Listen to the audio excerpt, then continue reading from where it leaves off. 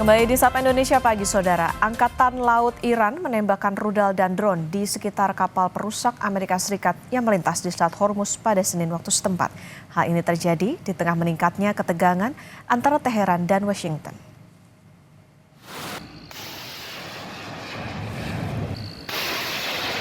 Militer Iran mengklaim telah lebih dulu mengidentifikasi keberadaan kapal perang AS yang memasuki kawasan Teluk. Setelah mengabaikan peringatan awal, Iran kemudian melepaskan tembakan peringatan. Militer AS mengonfirmasi bahwa 2 kapal perusak berpeluru kendali memang telah memasuki wilayah Teluk.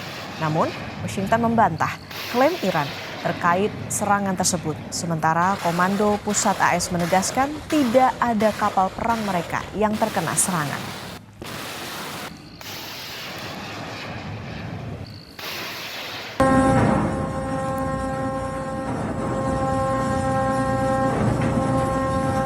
Kebakaran hebat melanda kapal tanker milik Uni Emirat Arab di lepas pantai Sharjah.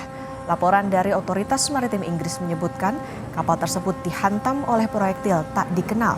Selain itu, terdapat laporan mengenai serangan drone dan rudal yang menyasar kompleks industri minyak di zona Fujairah.